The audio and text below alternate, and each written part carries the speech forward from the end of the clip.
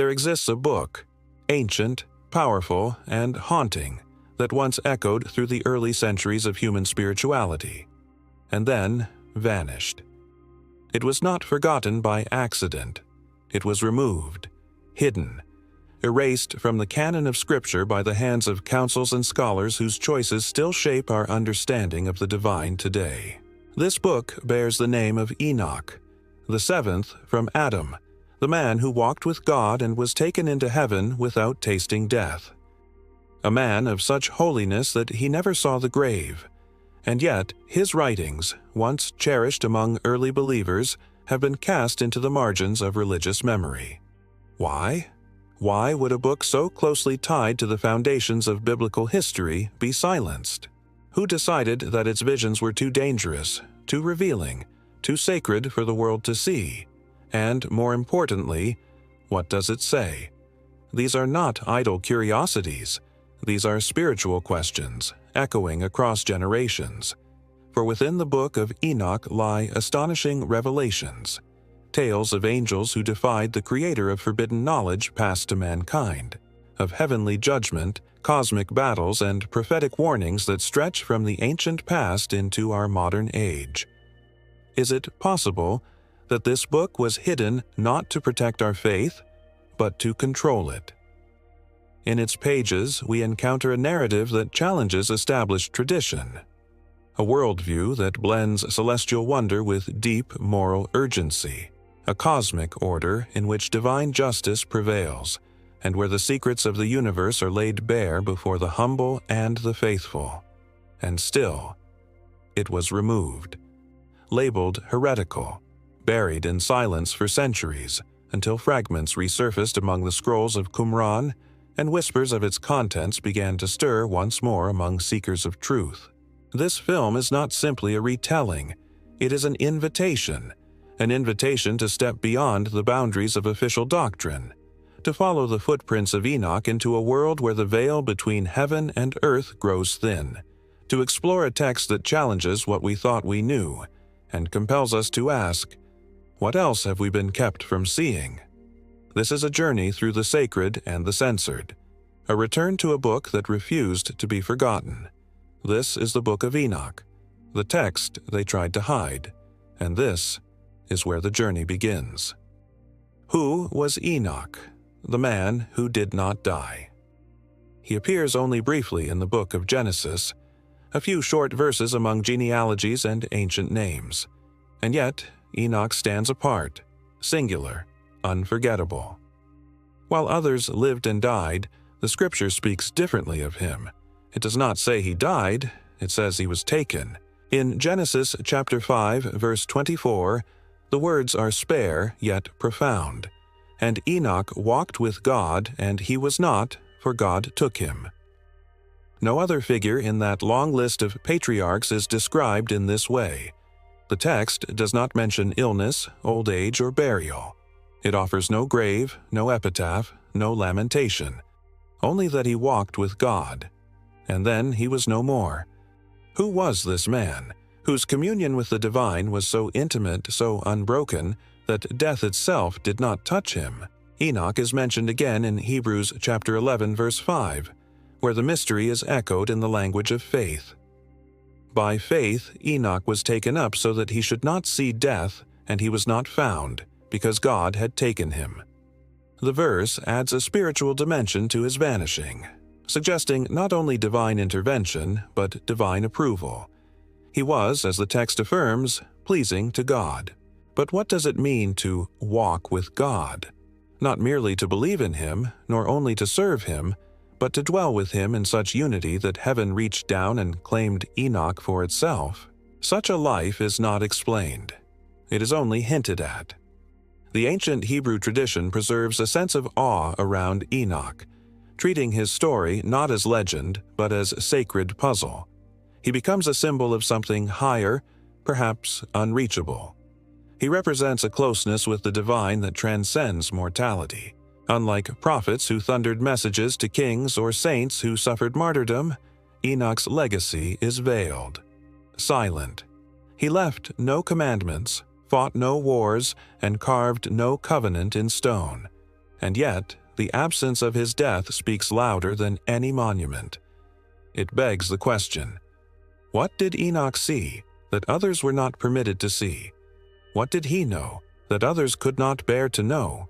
In the silence surrounding his departure, ancient imaginations stirred. The gap left in Scripture became fertile ground for stories, reflections, and ultimately writings that sought to explore the mystery. A man who escaped death must have glimpsed something beyond life. A man who walked with God must have understood the nature of the journey. His brief appearance in the Bible became the threshold to deeper contemplation, a life not ended but carried beyond, like a whisper taken by the wind. The Book of Enoch opens not with quiet reflection, but with a cry from the heavens. It begins with a vision, a revelation granted not to a prophet in the midst of a nation, but to one man already set apart from time, from history, from death. Enoch, the one who walked with God, becomes the vessel for truths that shake the very fabric of the cosmos. What he sees is not the world as it is, but the world as it truly stands, suspended between judgment and redemption, light and darkness, order and rebellion. The text unfolds as a series of otherworldly journeys, angelic encounters, and divine verdicts, painting a picture of reality that stretches far beyond the boundaries of earth. One of its earliest and most striking visions centers on a group of angels who descend to the realm of humans. They are not messengers, they are watchers. Appointed to observe, they transgress their divine role. They take human wives, introduce forbidden knowledge, and in doing so, fracture the harmony of creation. Their offspring, giants of terrifying stature, sow destruction across the earth. The narrative moves swiftly from this celestial rebellion into a vision of judgment. Mountains melt, stars fall. The earth trembles under the weight of divine fury. Yet amid this chaos, there is order. The heavens are structured, the angels are ranked. The fate of every soul, righteous and wicked alike, is seen and recorded. The Book of Enoch reveals a universe in motion, guided by divine law yet under siege from spiritual corruption. It describes a hidden architecture of time itself, calendars, seasons, the luminaries of the sky, as expressions of sacred precision. The sun and moon are not merely celestial bodies but obedient servants of the Most High, keeping balance until the appointed hour. Perhaps most startling are its glimpses into the end of days. In prophetic visions, Enoch sees a coming judgment not only for humanity, but for the rebellious angels themselves. Thrones are set, books are opened. The elect are gathered, not by lineage or nation, but by purity of heart. The wicked are cast into darkness, not as an act of cruelty, but as the unfolding of justice written into the very design of creation. Such imagery is not abstract. It is vivid, confrontational, and uncompromising. The Book of Enoch does not seek comfort. It demands reflection. It reveals a moral order that transcends the visible, a divine reality where even the unseen is accountable. And this is what made it so controversial. The visions contained in Enoch do not merely supplement existing scripture. They challenge it, expand it, push its boundaries. They suggest a universe where divine beings can fall, where humans are affected by angelic disobedience, and where judgment reaches beyond earth into realms above.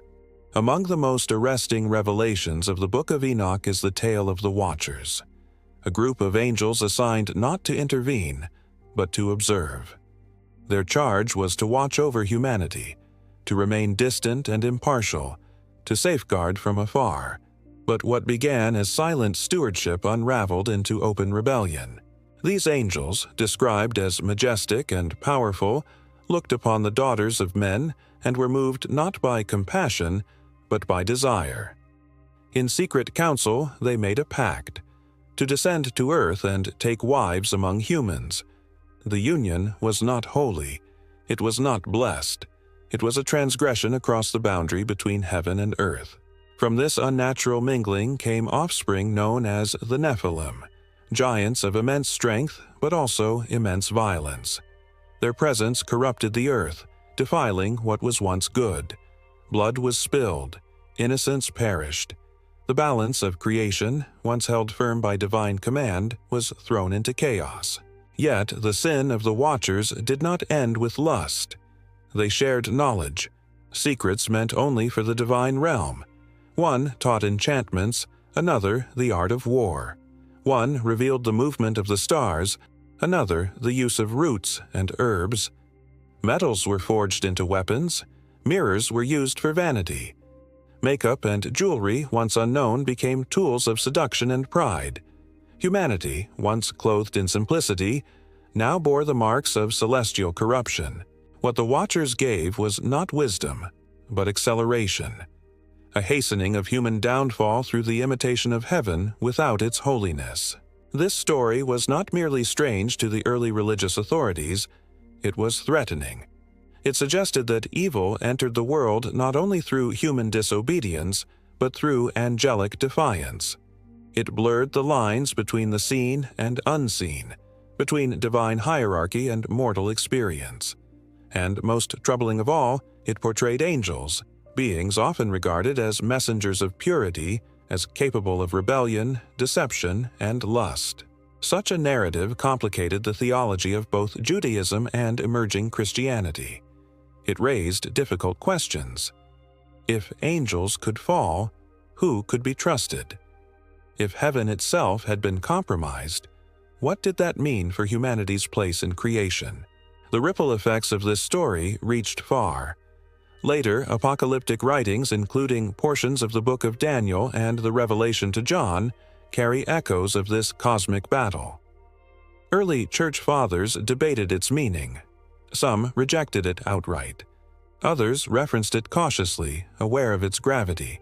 But for those who kept the Book of Enoch alive, especially within Ethiopian tradition, the tale of the Watchers was more than myth. It was warning, a reminder that knowledge, when severed from reverence, becomes poison. That power without purity corrupts not only the one who holds it, but all who follow. And it is perhaps this very power, the forbidden knowledge of the Watchers, that made the Book of Enoch so dangerous to preserve and yet impossible to forget.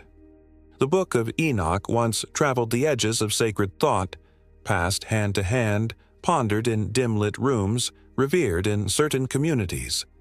For a time, its voice was not fringe but familiar. It was read among the early Jewish sects. It was known to the first followers of Christ. It even left its imprint in the New Testament, in the Epistle of Jude, where Enoch is quoted directly, naming him as the seventh from Adam. And then it vanished. It was not burned. It was not denounced in fiery proclamations. Rather, it was quietly left behind. As church councils convened and the shape of the biblical canon began to solidify, the Book of Enoch was absent from the lists. Its name faded from theological instruction, its pages unspoken in the liturgies of the growing church. Why? The reasons are layered, part doctrinal, part political, and deeply human. At its core, the Book of Enoch defied the simplicity that church authorities sought to preserve. Its portrayal of angels not as unwavering servants of God, but as beings capable of desire, rebellion, and judgment, clashed with emerging theological clarity.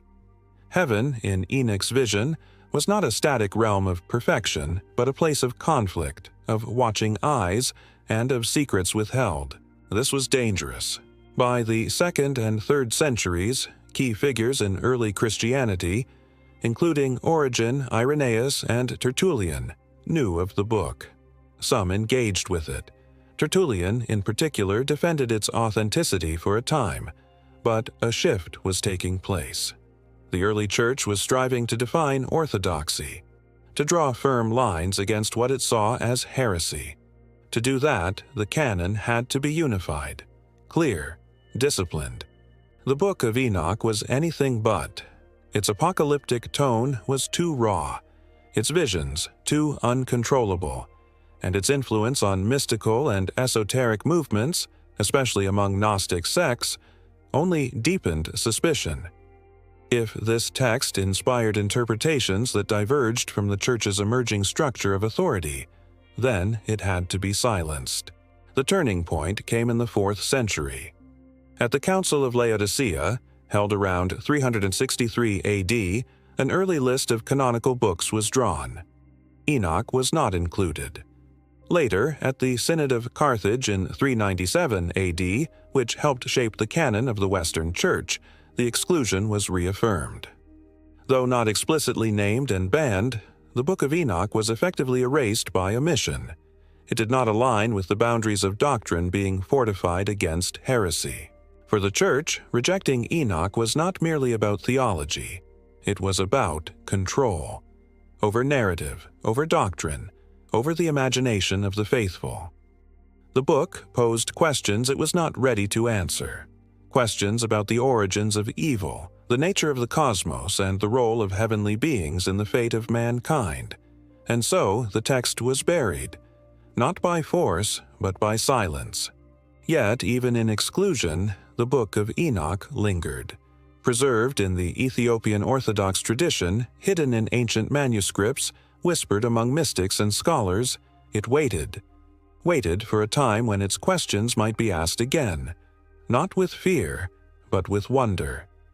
The Book of Enoch was cast out of the canon, yet it did not vanish. Like an echo in a vast cathedral, its sound reverberated through the halls of Scripture. Faint, perhaps, but unmistakable to those who listen closely. The most direct resonance occurs in the Epistle of Jude, one of the shortest books in the New Testament, yet one of the most mysterious. In verse 14, Jude cites Enoch by name. Enoch, the 7th from Adam, prophesied, saying, "Behold, the Lord comes with 10,000s of his holy ones to execute judgment on all." This passage is not a paraphrase. It is a direct quotation from 1 Enoch chapter 1, verse 9. It confirms that Enoch's writings were not only known, but considered worthy of reference by early Christian writers. This singular moment in Jude opens a window into the mindset of the 1st century church, a time when the boundaries of Scripture were not yet cemented, when apocalyptic visions were not viewed with suspicion, but with awe. Jude's use of Enoch is not explained, not defended. It is simply offered, as though the authority of Enoch was self-evident to the original readers. But the influence does not stop there. In the book of Revelation, the apocalyptic visions of John echo themes familiar to readers of Enoch: the descent of angelic beings, the great judgment throne, the opening of books, the punishment of fallen stars, and the triumph of the elect. These are not foreign to Enoch's pages. Revelation chapter 20, verse 12 speaks of books being opened before the dead are judged, a motif already central in Enoch's portrayal of divine justice. The language of stars representing angels, some faithful, some fallen, is a poetic and theological thread that binds both texts. Even the language of the Son of Man, used in Revelation and the Gospels, finds a precedent in Enoch. In his visions, Enoch is shown a figure, radiant, eternal, enthroned, who is called that Son of Man. He is described as a being chosen before creation, hidden and revealed at the appointed time to execute judgment and bring salvation to the righteous. The parallels to the Christian understanding of the Messiah are striking, suggesting that early Christology may have drawn more from Enoch than is often acknowledged. Beyond the canon, Enoch's legacy breathes through apocryphal texts, Dead Sea Scrolls, and pseudepigraphal writings. At Qumran, fragments of Enoch were found alongside sacred scrolls, preserved with care, indicating the esteem in which the Essene community held it. These ancient sectarians, deeply concerned with purity, judgment, and divine mysteries, found in Enoch a kindred vision. Even in rabbinic literature, though cautious, often critical, traces of Enoch's themes emerge. Angels judged, secrets revealed, time measured not merely by human lifespans but by divine epochs. Was the Book of Enoch ever truly forgotten? The canon may have excluded it. The councils may have set it aside, but the imagination of Scripture, the poetry of prophecy, the architecture of judgment, these remained marked by Enoch's shadow. Like a wellspring sealed but not dried, the book continued to nourish from below the surface. And perhaps that is the nature of forbidden wisdom. It does not disappear. It waits. It weaves itself into the very stories meant to replace it. For centuries, the Book of Enoch lay in silence, absent from Western manuscripts, erased from church readings, and ignored by theological discourse. In the East, however, its heart continued to beat. The Ethiopian Orthodox Church, one of the oldest Christian traditions on earth, preserved the Book of Enoch not as a relic, but as sacred scripture. Within the pages of its Gaze language Bibles, the book endured, copied, studied, and revered. Passed down through monastic hands and oral tradition, it survived where others had forgotten. It was not until the late 18th century that the West heard its voice again. In 1773, the Scottish explorer James Bruce returned from Abyssinia with several manuscripts, including a complete copy of the Book of Enoch in Gaze. At first, few took notice. Its language was foreign, its origin suspect, and its content unsettling. But slowly, the tide shifted. By the 19th and 20th centuries, scholars began to translate and analyze the text. They compared it to fragments found among the Dead Sea Scrolls, which confirmed that Enoch had circulated widely among Second Temple Jewish communities. Its presence at Qumran gave it historical weight. It was no longer just an Ethiopian anomaly, but a voice from Judaism's formative centuries. In time, the Book of Enoch stirred not just academic interest, but a cultural and spiritual hunger. Modern readers, disillusioned by institutional boundaries or yearning for ancient depth, found in Enoch a sacred narrative that felt at once alien and intimate. What draws today's seekers to its pages? For some, it is the cosmic grandeur, the vision of a universe teeming with meaning, where angels walk among men and justice descends like fire. For others, it is the mystery, the sense that this book contains truths deliberately hidden, a key to understanding Scripture's forgotten corners. There are those who see in Enoch a prophetic urgency, as it speaks of final judgment, divine reckoning, and the unveiling of hidden things. In an age of chaos, its clarity is almost terrifying. And for yet others, the book is a bridge, connecting the Hebrew Bible, apocalyptic literature, and the New Testament in unexpected ways. Even among secular historians and literary scholars, the Book of Enoch is studied for its influence on early Christian thought, its insights into ancient cosmology, and its contribution to apocalyptic genre. It reveals how ancient peoples viewed the heavens, not as empty space, but as a realm of order, hierarchy, and conflict. In recent decades, it has found a new home in online communities, theological forums, and documentaries that seek to unearth what was once sealed. Its words, once confined to monastic chants and parchment, now echo through screens and speakers around the world. Yet, with this modern fascination comes responsibility. The Book of Enoch is not a puzzle to be solved, nor a weapon to wield in doctrinal disputes. It is a vision, a testimony, a mirror held up to heaven and earth alike. Its rediscovery is not just an event of history. It is a challenge of the soul. Will we listen as those who seek truth, or merely as those who chase novelty? Will we hear its warnings, or dismiss its wonder? The book has returned, but what it reveals depends not on its pages, but on the heart of the one who reads. In the vast library of sacred memory, some books are remembered for what they revealed, others for what they concealed. The Book of Enoch was never forgotten, not truly. It lived in silence, in shadow, preserved in the highlands of Ethiopia, guarded not by councils or creeds, but by time itself. Perhaps it was hidden not to erase it, but to protect it, held back until the world was ready to ask the questions it demands. In an age of information, where every answer lies within reach, the Book of Enoch still resists simplicity. It is not a roadmap, but a riddle. not a creed, but a cry, from the dawn of time, from the watchers in the heights, from the prophet who did not die. Its return is not an accident. It speaks again in a world haunted by uncertainty and hunger for truth. It offers no easy comfort, but it invites us to wrestle with justice, with judgment, with the boundaries of heaven and earth. For the faithful, it is a call to deeper reverence. For the skeptic, a challenge to reconsider what was once dismissed. For the seeker, a door that has quietly reopened. The Book of Enoch was lost, but only for a time.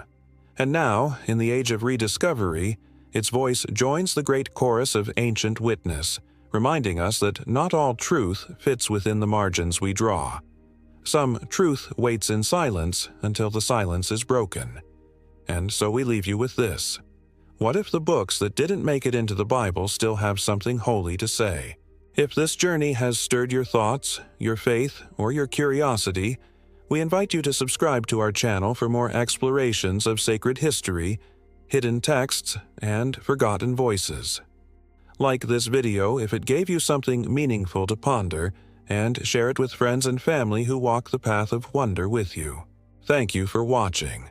And until next time, keep seeking, keep wondering, and keep the light of truth alive.